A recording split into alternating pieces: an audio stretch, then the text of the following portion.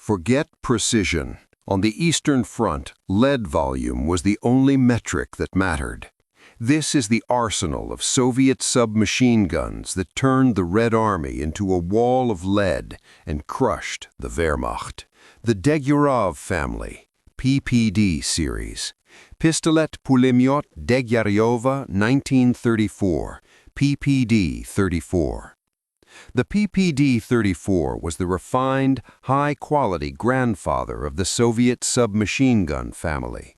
You can see the pre-war craftsmanship in its polished, milled receiver and the traditional vertical 25-round box magazine. It was a specialist's tool for NKVD border guards, but it was far too expensive and slow to build for the total war that was coming. Pistolet-Pulemyot DEGTYARYOV 1934-38, PPD-34-38. The PPD-34-38 was the Red Army's first attempt to match the devastating firepower of the Finnish Suomi. It is instantly recognizable by the massive 73-round drum magazine hanging from its specialized housing. This weapon saw its baptism of fire in the frozen forests of the Winter War, providing the high-capacity suppression Soviet troops desperately needed. Pistolet-Pulemyot DEGTYARYOV 1940, PPD-40. The PPD-40 was the final evolution of the pre-war series, modified to handle the chaos of Operation Barbarossa. It simplified the feed system so drum magazines could click directly into the receiver, ditching the fragile neck extension of earlier models. It was a formidable frontline fighter in 1941, but its high production cost meant it was quickly replaced by cheaper, stamped steel designs. As the factories fled east and the casualty lists grew, the Red Army traded pre-war craftsmanship for the raw industrial power of the SHPAGIN family. And this is where everything changed.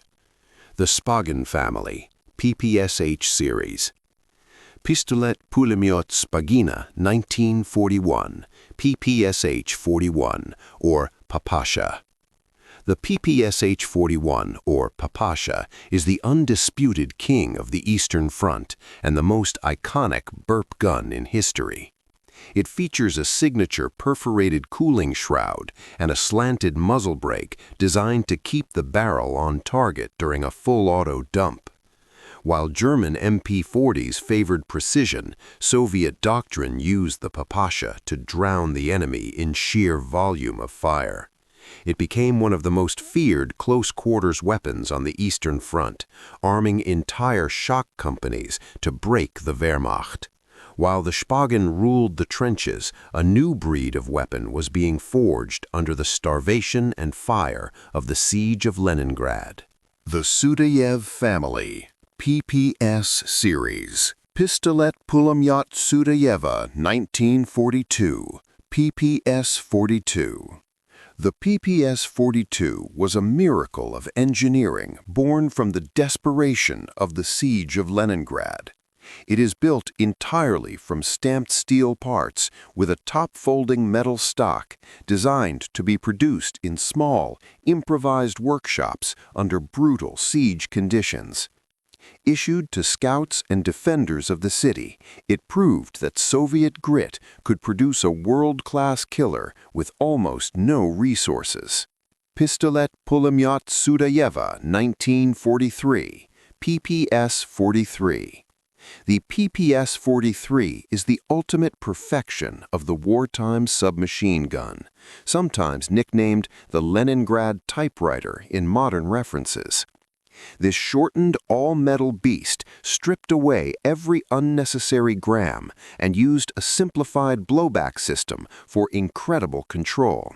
It became the go-to choice for paratroopers and tank crews, offering a lethal blend of compact size and unrelenting reliability in the final drive toward Berlin. From handcrafted steel to mass-produced war machines, Soviet submachine guns didn't just fight battles, they drowned them in firepower. Which of these legends would you want in your hands when the whistle blows? Drop a comment, hit sub, and I'll see you in the next sector.